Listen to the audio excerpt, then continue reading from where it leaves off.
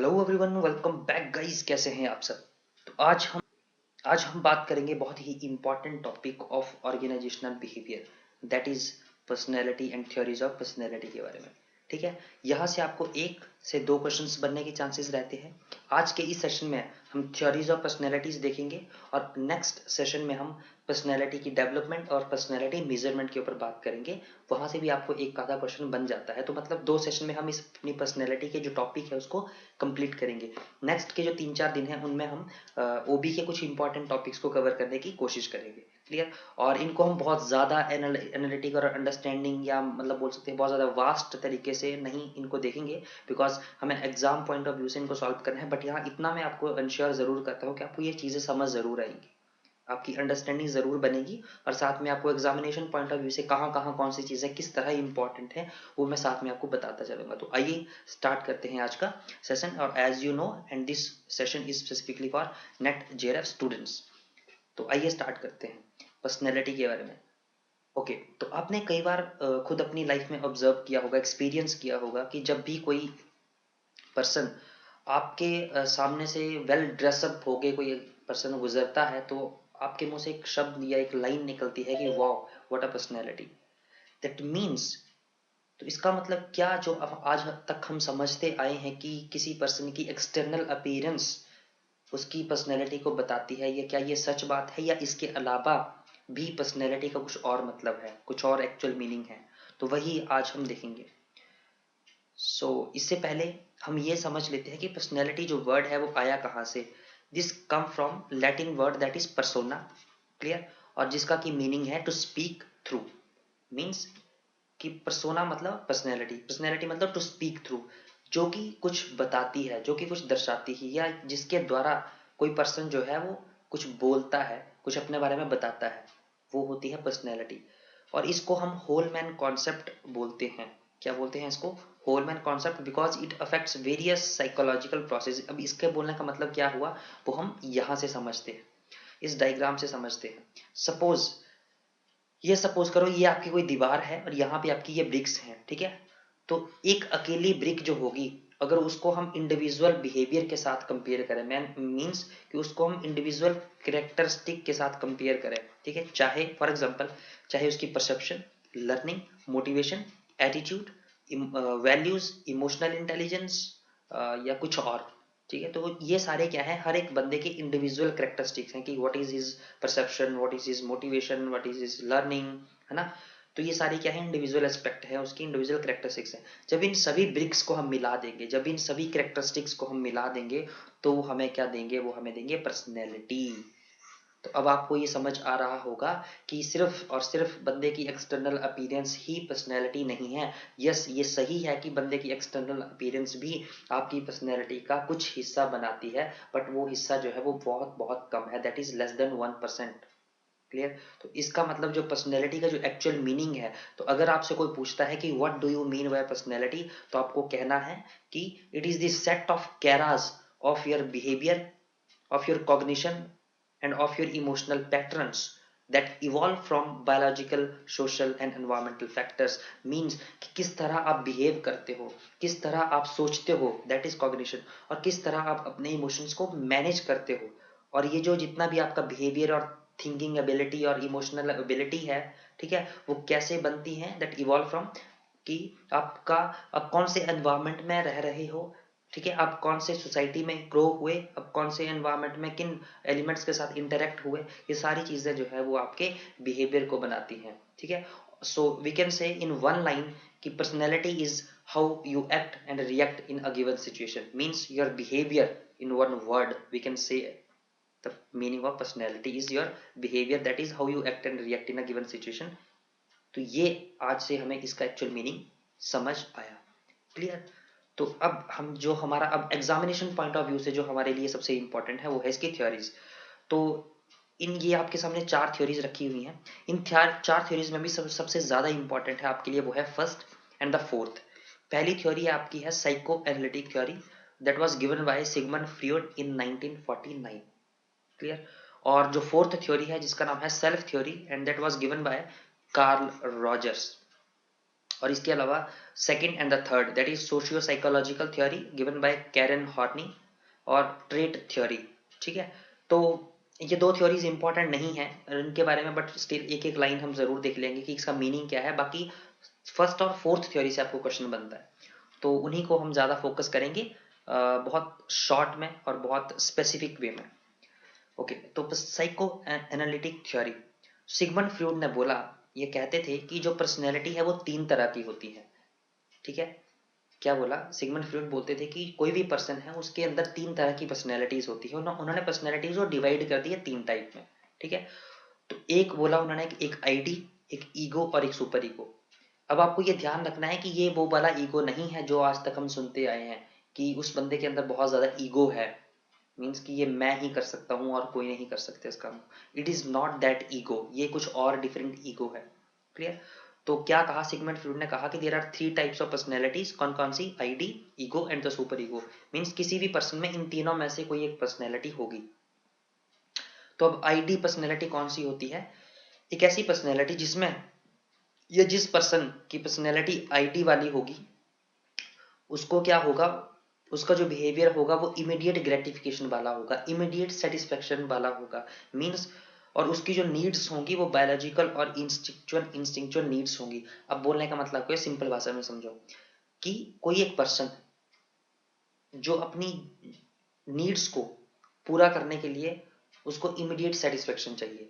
Suppose, अब ये कितना टाइप की होती है, इसको हम यहाँ से, I will explain you with some example. जैसे दो तरह की आपकी नीड्स होती हैं, जैसे लाइफ इंस्टिंक्ट्स और डेथ इंस्टिंक्ट्स। लाइफ इंस्टिंक्ट्स मतलब लाइफ की जो नीड्स हैं, जो जिनके लिए आपको इमीडिएट ग्रेटिफिकेशन चाहिए, सेटिस्फेक्शन चाहिए, जैसे हंगर, थर्स्ट, सेक्सुअल प्लेजर्स। और डेथ के लिए आपका फियर। ठीक है, अब यहाँ से समझो, सपोज आपको बहुत ज्यादा भूख लगी है, या बहुत ज्यादा आपको प्यास लगी है, या बहुत ज्यादा सेक्सुअल प्लेजर्स आप बियर करते हो, तो उनके लिए आपको इमीडिएट सेटिस्फेक्शन चाहिए होती है जब आपको भूख लगती है। और अगर आपको उसके लिए इमीडिएट सेटिस्फेक्शन चाहिए, you are not be able to control your self, you just want immediate satisfaction, तो समझ जाओ कि आपका जो है वो, आपकी जो पर्सनैलिटी वो है कौन सी है, वो है ID personality. Means you are unconscious. इस पर्सनैलिटी में जो पर्सन होता है वो क्या होता है, unconscious. This is very very important examination point of view से। तो आपको तीन चीजें याद रखनी है कि इमीडिएट ग्रेटिफिकेशन यहाँ पे चाहिए होता है, उसकी जो नीड्स होती हैं वो बायोलॉजिकल नीड्स होती हैं, और उसका जो लाइक वो क्या होता है, अनकॉन्शियस होता है कि वो क्या कर रहा है। क्लियर? इतना समझ आ गया? अब इसको हम कंपेयर करेंगे, वैसे वैसे आपको समझ आता जाएगा। ईगो क्या, कौन सी पर्सनैलिटी होती है? ईगो में क्या होता है, जो पर्सन होता है वो कॉन्शियस होता है। मीन्स उसकी जो ह्यूमन पर्सनैलिटी होती है वो लॉजिकल होती है, वो लॉजिकली रीजनिंग के साथ जो है वो सोचता है। ठीक है, and he is associated with reality principle. Means वो रियलिटी को देख के चलता है, वो रियलिटी को देखता है और फिर उसके हिसाब से एक्ट करता है। तो जैसे हमने अभी पढ़ा कि while ID want immediate pleasure, तो जो ईगो है वो क्या करता है, वो पोस्टपोन करता है उस डिजायर को to some more appropriate time और अ प्लेस, या तो फिर उसको डिनाई कर देता है। Suppose I am giving an example. Example ये है कि सपोज, जैसे आपने कई बार सुना होगा या देखा होगा कि कुछ लोग होते हैं जो कि फाइनेंशियली बहुत ज्यादा स्ट्रांग होते हैं, बहुत ज्यादा फाइनेंशियली तो वो बहुत सक्सेसफुल हो गए होते हैं, बट फिर भी they are not be able to control their sexual pleasures, और वो इन कामों में इंडल्ज हो जाते हैं और दे गलत स्टेप्स वो उठा लेते हैं। तो means they are not be able to control their sexual pleasures, their biological instincts, you know, जिस वजह से वो अनकॉन्शियस हो जाते हैं। और क्यों? क्योंकि उनको इमीडिएट सेटिस्फेक्शन चाहिए होता है। सो ये वाली जो स्टेज है, ये है आईडी पर्सनैलिटी की, जो कि एक बहुत खतरनाक स्टेज है, जो कि नहीं होनी चाहिए हमारे अंदर। और दूसरी जो है वो है ईगो।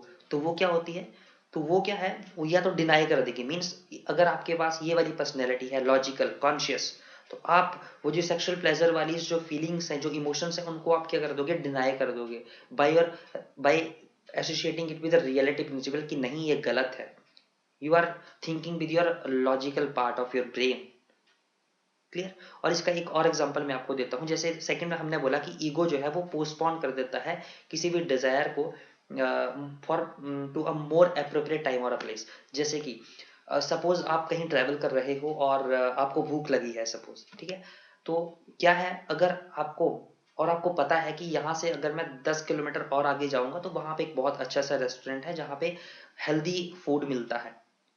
तो यहाँ पे आप क्या कर रहे हो, अपने डिजायर को, अपनी नीड को, ठीक है, ये यहाँ पे भी आपकी बायोलॉजिकल नीड है, आपको भूख लगी है, तो आप अपनी नीड को क्या कर रहे हो, पोस्टपोन कर रहे हो मोर अप्रोप्रिएट टाइम एंड प्लेस के लिए, कि वहां पे आपको पता है कि एक ऐसी अप्रोप्रिएट प्लेस है जहाँ पे हमें अच्छा खाना मिलेगा, ठीक है, कॉस्ट बेनिफिट मिलेगा हमें, ठीक है।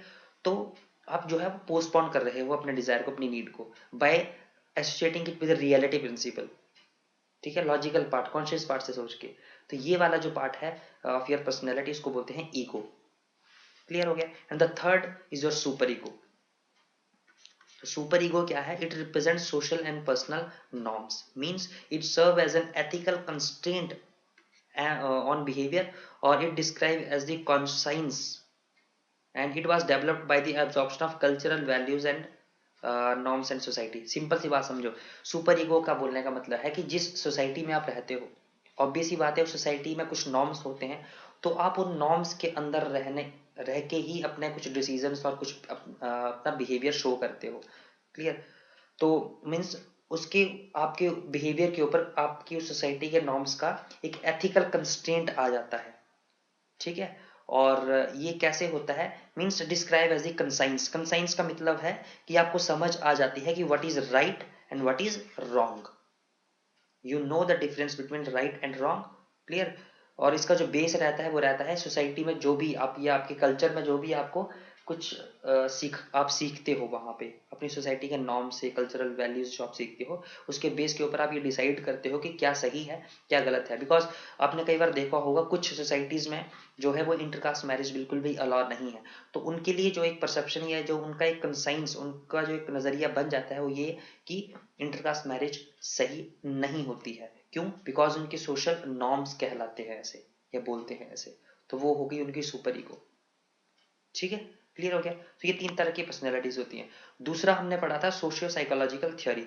तो ये बहुत ज्यादा हम डिटेल में नहीं देखेंगे, एक ही स्लाइड में इसको कवर करेंगे। जैसा मैंने बताया, अब यहाँ पे दो वर्ड हैं, साइको एनालिटिकल थ्योरी हमने पढ़ी, अब ये दूसरी है सोशियो साइकोलॉजिकल थ्योरी। तो यहाँ पे सोशियो वर्ड नया आ गया, साइकोलॉजिकल तो वही रहेगा। दैट मीन्स यहाँ पे इंटरडिपेंडेंस है of the individual and the society. Socio मतलब सोसाइटी, साइको मतलब इंडिविजुअल। मीन्स तो यहाँ पे इस डायग्राम से समझने की कोशिश करते हैं कि ये आपकी सोसाइटी है और इस सोसाइटी में एक या कोई पर्सन रहता है, ठीक है, और वो जो बिहेव करेगा, तो वो बिहेव करेगा अपनी सोसाइटी की नीड्स को मीट करने के लिए, कि उसकी सोसाइटी के नॉर्म्स के हिसाब से क्या चाहिए, वो उन नीड्स को मीट करने के लिए मेहनत करेगा, और ये जो सोसाइटी है वो उस इंडिविजुअल की हेल्प करेगी टू अचीव इट्स गोल। तो ये बोलती है सोशियो, मीन्स कोई एक पर्सन है वो किस तरह बिहेव करता है, वही तो उसकी पर्सनैलिटी कहलाएगी। तो अब जो उसका बिहेवियर है वो डिसाइड करता है यहाँ पे सोसाइटी, जो सोसाइटी के नॉर्म्स है वही डिसाइड करते हैं कि वो क्या अचीव करेगा या क्या अचीव करना चाहता है, क्या उसकी जरूरत है। क्लियर। और यहाँ पे जो पर्सन होता है वो क्या होता है, कॉन्शियस होता है। जैसे कि हमने पीछे वाली थ्योरी में पढ़ा, आईडी, ईगो और सुपर ईगो में, तो हमने इसमें पढ़ा कि अनकॉन्शियस होता है बंदा, यहाँ पे कॉन्शियस होता है और यहाँ पे भी कॉन्शियस होता है। Clear. And the third theory is trait theory, और it is an quantitative approach of personality. Means कि कुछ हर एक पर्सन के कुछ अपने ट्रेड्स और कैरेक्टरिस्टिक्स होते हैं जो कि उसको एक दूसरे से अलग बनाते हैं। जैसे आपका, जैसे सपोज कोई एक इंडिविजुअल है, उसमें सेल्फ कॉन्फिडेंस है, उसमें सेल्फ अवेयरनेस है, उसमें इमोशनल अवेयरनेस है, उसमें डिसिप्लिन है, तो ये सारे उसके ट्रेड्स हैं जो कि उसको अलग बनाते हैं किसी दूसरे पर्सन से। ठीक है जी। एंड द लास्ट जो कि आपके लिए मोस्ट इंपॉर्टेंट है, दैट इज सेल्फ थ्योरी। आपके एग्जामिनेशन पॉइंट ऑफ व्यू से इसको हम ऑर्गेनिज्मिक और फील्ड थ्योरी भी बोलते हैं। ठीक है जी। और इसमें चार चीजों के बारे में बात हुई है, that is self image, ideal self, looking glass self और रियल सेल्फ। अब आपको उनके नाम याद होने चाहिए पहली बात तो, और ये अब हैं क्या वो मैं अभी आपको आगे बताता हूँ 2 मिनट के अंदर अंदर, बट स्टिल आपको पहले इनके नाम पता होने चाहिए कि सेल्फ थ्योरी में ऐसे कौन सी चार सेल्फ्स के बारे में बात हुई है। तो सबसे पहली है आपके पास self image, then ideal self, then looking glass self and then real self. Self image, आप अपने बारे में क्या सोचते हो, the way one sees oneself. कोई पर्सन अपने बारे में कैसे क्या सोचता है, ठीक है। Every person has certain beliefs about who और व्हाट ही इज। तो जैसे आप भी होंगे, आपके भी अपने बारे में कुछ मिथ्स होंगे, कुछ विचार होंगे कि हाँ मैं इस तरह का पर्सन हूं। क्लियर। तो उसको बोलेंगे कि वो क्या है, सेल्फ इमेज। दूसरा, ideal self. Ideal self means मेरा आइडियल कौन है, या मैं अपना मेरा आइडियल ये है और मैं इसकी तरह बनना चाहता हूँ क्योंकि मुझे लगता है कि यही एक आइडियल पोजीशन है। Means the way one should like to be. ठीक है। मैं अभी क्या हूँ, मैं अभी इस पोजीशन पे हूँ और मुझे जेआरएफ करके प्रोफेसर लगना है, तो मुझे लगता है कि ये प्रोफेसर जो है वो आइडियल पोजीशन है। This is called as ideal self. कुछ लोगों के लिए आइडियल सेल्फ है कि मुझे बैंकर बनना है, कुछ लोगों के लिए आइडियल सेल्फ है कि मुझे सिंगर बनना है, म्यूजिशियन बनना है, पेंटर बनना है, बिजनेसमैन बनना है, एंटरप्रेन्योर बनना है। तो the way one would like to be मतलब means the ideal position as perceived by him, जो उसको लगता है कि मेरे लिए वो है, वो आइडियल पोजीशन है। क्लियर हो गया। तो उसको बोलेंगे आइडियल सेल्फ। थर्ड आपके पास आती है looking glass self. Looking glass self बोलता है the perception of the person about how others are perceiving his qualities और कैरेक्टरिस्टिक्स, कि लोग जो है वो उसकी क्वालिटीज और कैरेक्टरिस्टिक्स को किस तरह परसीव कर रहे हैं। The person of the person about how others are perceiving his qualities. उस बंदे की पर्सन, सपोज अगर मैं अपने बारे में बात करूं तो मेरी परसेप्शन दूसरे लोगों के प्रति कि वो किस तरह मुझे परसीव कर रहे हैं, मेरी क्वालिटीज को। अगर नहीं समझ आया तो एक और अच्छे तरीके से समझाता हूँ, पहले इसको थोड़ा सा देख लो ना। This is the perception of others perception, that is the way one things people perceive about him and not the people actually see him. Means suppose यहाँ पे ये कोई आपका मिरर लगा है और यहाँ पे आप खड़े हो, ठीक है, और ये मिरर के सामने आपकी ये मिरर इमेज है। अब यहाँ पे एक्चुअल में तो आप एक ही पर्सन हो, ये आप हो और ये आपकी ही मिरर इमेज है, बट यहाँ पे जो एक्सप्लेन किया गया है वो ये किया गया है कि सपोज ये आप हो और ये क्या है, ये आपकी सोसाइटी है या कोई अदर पर्सन है। क्लियर है। तो आप the way one think people perceive about him, आपका क्या नजरिया है या आप क्या सोचते हो कि ये पर्सन आपके बारे में क्या सोच रहा होगा। ठीक है। And not the way people actually see him, but आप ये असल में नहीं जानते होंगे कि एक्चुअल में बंदा ये आपके बारे में क्या सोच रहा है। फॉर एग्जाम्पल, मैं आपको एक एग्जाम्पल के थ्रू समझाता हूँ। आपको लगता है कि आप बहुत अच्छा गाते हो, ठीक है, और आपको लगता है कि सामने वाला पर्सन अगर ने मुझे बोला कि आप बहुत सुंदर हो देखने में, तो इसका मतलब मैंने ये मान लिया कि सामने वाले बंदे को लगता है कि आई एम वेरी स्मार्ट। ठीक है। तो ये मेरी परसेप्शन है दूसरे बंदे के बारे में कि मुझे लगता है कि उसको लगता है कि मैं बहुत सुंदर हूं। This is called as looking glass self. But क्या एक्चुअल में मैं सुंदर हूं? हो सकता है कि वो मुझे खुश रखने के लिए ऐसा बोल रहा हो, एक्चुअल में वो अपने अंदर कुछ और बोल रहा हो या कुछ और समझता हो। तो एक्चुअल में कोई कैसा क्या सोचता है वो यहाँ पे नहीं बात है, बट हम क्या सोच रहे हैं उसके बारे में, कि वो हमारे बारे में क्या सोचता है, उसको बोलते हैं लुकिंग ग्लास सेल्फ। अब आई थिंक सो कि बहुत ज्यादा कॉम्प्लिकेट ना हो, तो इसलिए मुझे लगता है क्लियर हो गया होगा। And the real self is what one really is. और रियल सेल्फ होते हैं कि एक्चुअल में बंदा क्या है। अब ये कैसे पता लगेगा? तो ये ऐसे पता लगेगा कि जो बंदा खुद को, जैसे हमने एक पहला पढ़ा था ये वाला सेल्फ इमेज, कि the one way one sees one self, the way one sees one self, कि एक बंदा जो खुद के बारे में क्या सोचता है, ठीक है, और दूसरा बंदा जो उसके बारे में क्या सोचता है। जब ये दोनों जो है वो मैच कर जाते हैं तो बोलते हैं कि हाँ, अगर वो मैच कर गए, कि सपोज अगर ये मानता है कि मैं बहुत अच्छा सिंगर हूँ और दूसरे को भी लगता है एक्चुअल में कि नहीं वाकई ये बहुत अच्छा सिंगर है, ये मैच कर जाती है चीज, तो वाकई ही वो उसकी रियल सेल्फ है। ये बोलने का मतलब। ठीक है। So it is confirmed. So ideal individual की जो सेल्फ इमेज है जो हमने पहली पढ़ी, is confirmed with others person response to him indicate that belief about who and what he corresponds with। अगर वो कंफर्म कर जाती है उस बंदे की जो सेल्फ इमेज है, ठीक है, ग्लास सेल्फ के साथ, तो समझ जाओ कि वो उसकी रियल सेल्फ है। सो गाइज ये थी आपकी पर्सनैलिटीज की थ्योरीज, 4 तरह की। तो मुझे लगता है आपको समझ आ गई होंगी। इसमें से आपको पहली और जो फोर्थ है उसके ऊपर सबसे ज़्यादा फोकस करना है, बाकी दो को याद रखने की ज़रूरत बिल्कुल भी नहीं है। सो गाइज, ये थी आज की पर्सनैलिटी थ्योरीज। नेक्स्ट के सेशन में हम पर्सनैलिटी डेवलपमेंट और उसकी मेजरमेंट के कुछ बहुत ही स्पेसिफिक वे में चीज़ों को देखेंगे। सो तब तक के लिए thank you so much, thank you all.